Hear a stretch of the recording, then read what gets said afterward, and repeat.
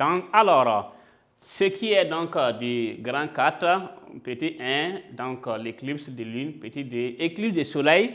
Donc, voilà, nous sommes toujours dans la partie éclipse donc, du soleil. Donc, l'éclipse du soleil, ici, on dit quoi? On dit qu'il y a un alignement de quoi? Dans l'ordre soleil, lune et terre. Mais nous allons essayer donc de caricaturer donc, cette partie. Mais voilà, l'éclipse totale, ce n'est pas partiel. Et on va essayer de comprendre. Donc ici, on a dit que l'éclipse donc du soleil a lieu pendant donc la phase des nouvelles lunes. Et lors de l'éclipse donc du soleil, donc le soleil, la terre et la lune sont alignés dans cet ordre. Donc on dit, on commence par quoi? Le soleil. Donc, qui est une boule censée envoyer quoi? De là, donc les rayons, donc la lumière, voilà, un peu partout. Or, ici, on a quoi? Nous avons la Terre qui est là. La Terre qui est là. Et, principe, la Lune fait quoi? Une rotation. Une rotation autour donc de la Terre jusqu'à se positionner ici. Quand la Lune suit ce mouvement, arrivé ici, ça ne veut pas dire qu'elle va se bloquer ici, rester. Elle a fait un mouvement et elle est arrivée à un niveau où les trois boules sont alignées. Les trois, donc ici, les boules sont ici alignées. Et qu'est-ce qu'on a? Puisque le soleil est censé apporter donc la lumière au niveau de la Terre. Donc, si la lumière arrivait, cette partie, tous ceux qui sont ici, sont dans la journée et ceux qui sont de l'autre côté, c'est la nuit parce qu'il y a une partie qui est bloquée. Donc, mais il y a la lune qui vient se positionner au milieu. Et qu'est-ce qui se passe? Cette lune-là, vous voyez que ici, la phase qui est là, donc c'est une phase qui sera sombre. Et on va voir que cette partie, donc il y aura un reflet donc, de la partie sombre sur la Terre. La partie qui est sombre là, donc ici, on va voir qu'au niveau de la Terre, cette partie, au lieu d'être éclairée, devient aussi sombre. À cause de quoi? De la position de la Lune, donc qui fait que les trois sont alliés et la Lune bloque la lumière à ce niveau, comme l'objet opaque qu'on a fait avec la source de lumière et l'objet opaque.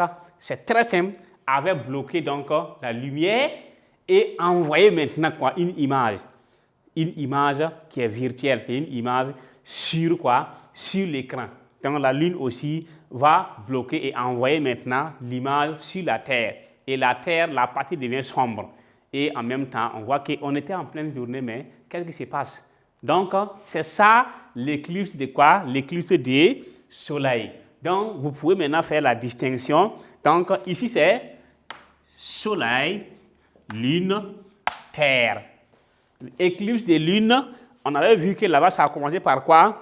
Toujours soleil, mais de façon, voilà, la terre qui vient là et la lune repart de l'autre côté. Donc, à travers ça, vous allez donc approfondir donc, vos recherches et déjà essayez de comprendre ça comme ça et vous pouvez déjà même commencer à expliquer à des gens quand vous allez donc les croiser dans les classes inférieures comme dans les villages ceux qui ne comprennent pas. Alors, chers donc élèves, chers donc voilà, apprenants, et ce point donc voilà met fin donc à ce chapitre. Le chapitre comportait 4 grands points.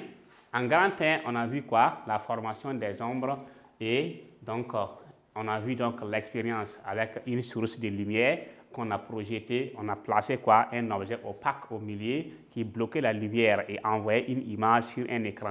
Donc on a observé, donc on a vu ombre portée et ombre quoi? Ombre, voilà. Donc ombre portée et ombre, voilà. Donc propre. Mais quand on parle d'ombre, en parlant d'ombre portée et ombre propre, l'ombre elle-même, quelle est sa définition?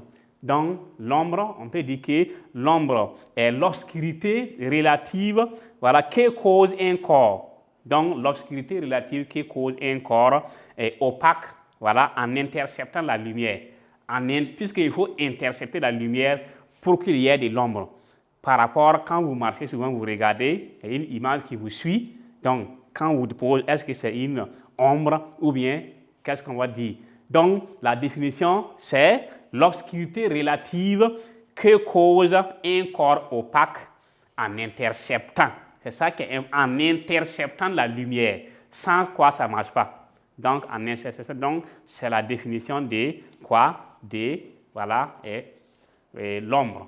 Donc, quand en grand éteint, on a fait donc l'expérience, on a pris une source de lumière, on a placé un objet opaque au milieu et l'objet opaque a bloqué la lumière et envoyé une image sur l'écran. Donc, et à travers ça, on a eu quoi? Une ombre propre qui était l'ombre de l'objet opaque, une partie éclairée et derrière était sombre. Ça, c'était ombre quoi? Propre. Et ombre portée sur maintenant l'écran. Donc ici, on profite maintenant pour voir donc, au niveau de la définition de l'ombre, la définition propre, si on prend le cas donc du soleil, lune et terre, pour revenir sur la définition de l'ombre. Par définition, une ombre, c'est l'obscurité relative que cause donc un corps opaque en interceptant la lumière. Ici, on dit l'obscurité. Vous voyez, lorsque la lune bloque la lumière donc, que le soleil a envoyée, notre objet opaque, ce serait la lune, qui a bloqué donc la lumière qui venait pour arriver sur la terre. Elle vient, elle bloque ça. Si elle bloque ça, elle va envoyer une image. Notre écran ici, c'est la terre. Donc, elle envoie une image, c'est de l'ombre, c'est une obscurité qui arrive sur la terre ici. Donc, quand l'obscurité arrive, les gens vont voir qu'il faisait jour, mais immédiatement, il fait nuit, il fait sombre. Donc, c'est ça qu'on appelait quoi? Éclipse du soleil. En même temps, la définition de l'ombre même se trouve ici. Obscurité relative, donc, que cause un objet ou encore un corps opaque en interceptant quoi? En interceptant la lumière.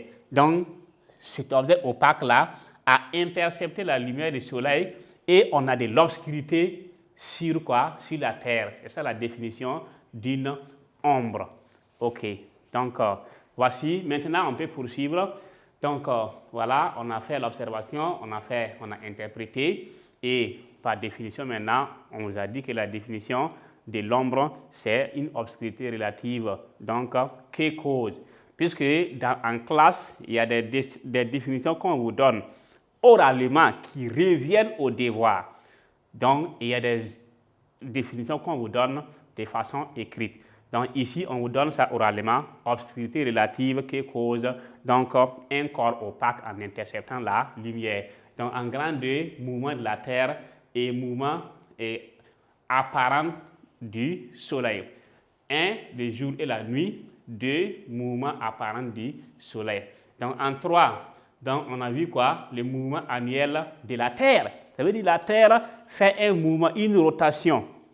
Donc, une rotation donc, autour de quoi? Autour donc, du Soleil, qu'on appelle la révolution de la Terre.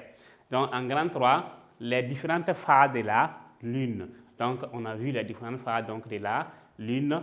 Voilà, il faut les retenir. En 4, les éclipses. Il y avait 2 types d'éclipses. Éclipse de la Lune, éclipse de la Terre, éclipse de Lune et éclipse du Soleil. Donc, on a vu les deux et on a fait des dessins pour vous. Donc, alors, chers élèves, chers apprenants, donc, nous sommes à la fin de cette partie. Nous allons maintenant vous proposer donc, la deuxième phase qui est quoi? Exercice d'application. Donc, merci de suivre et merci pour voilà, l'attention particulière accordée à cette leçon.